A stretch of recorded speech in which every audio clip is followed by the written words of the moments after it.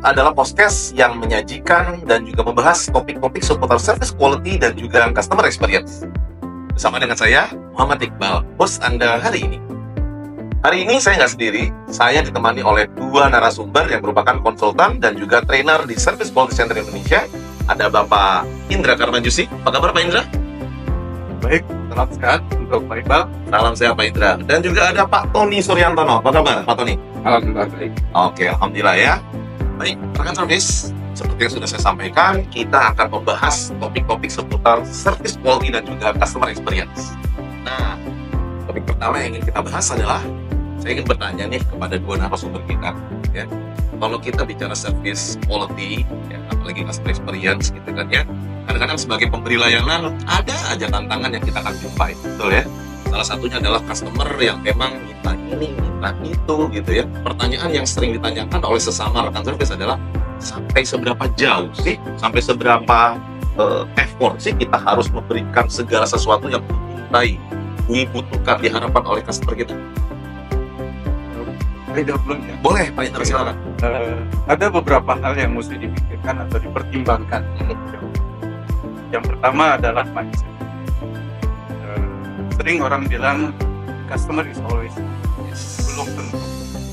Kadang-kadang ada yang wrong. The customer yang mesti diingat adalah the customer is always important. Jadi mindsetnya pertama mesti customer is always. Yang kedua adalah apakah permintaan ini masuk akal. Jadi kadang-kadang kalau permintaannya itu adalah tidak masuk akal, sudah mulai merugikan. Yes. Perlu dipertimbangkan apakah tingkat. Kalau di luar negeri, misalnya di Amerika, itu dilindungi undang-undang bagi si pemberi servis untuk mengkat. Ya, dia bilang bahwa Pak, kalau Bapak terus minta ini, kami berhak untuk menggantikan layanannya. Di Indonesia belum ada. Jadi perlu pertimbangan yang matang untuk men-stop. Dan kalau toh terpaksa di stop, itu harus dilakukan sebaik-baiknya. Kan berarti boleh kasar, bertindak dengan kekerasan dan enggak, tetap dengan sopan, dengan santun, kan. Itu sebagai langkah paling akhir. Kira-kira Keren, Pak Indra. Ya, jadi customer is not always right, but they are always important. Ya, keren. Kalau saya juga Harvard Business Review pernah menyampaikan itu ya di salah satu artikelnya ya. Yes. Oke. How about you, Pak? Kira-kira Pak Tony? Ya, kalau pertanyaannya sampai batas mana kita menjaga customer, dua hal yang kita harus belajar dulu. Dalam customer itu selalu ada anak-anak. Jadi kita lihat, kalau memang yang dia tuntut adalah memang kebutuhan, alasan utama dia, kita penuhi. Apakah itu produk, apakah itu informasi, apakah itu proses administrasi, tergantung.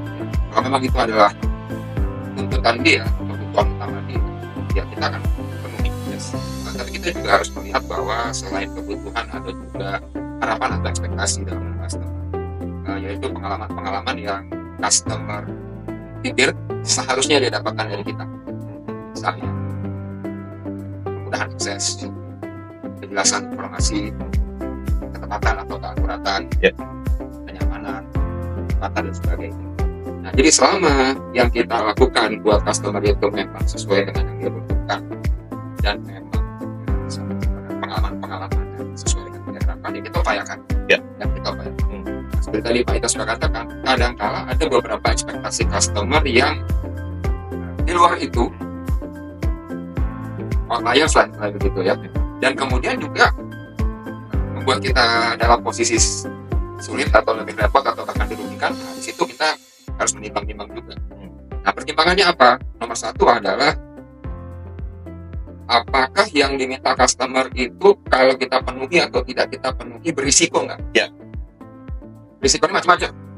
Bisa risiko dianya emosi, risiko dianya tidak akan transaksi lagi, risiko kerugian secara finansial baik dari sisi customer maupun dari sisi kita juga ya. Termasuk risiko reputasi kalau ternyata si customer yang merasa tidak dibantu tadi, dia menyebarkan negatif atau hoax di media sosial. Sedikit-sedikit viral nanti ya. Betul. Jadi kita lihat.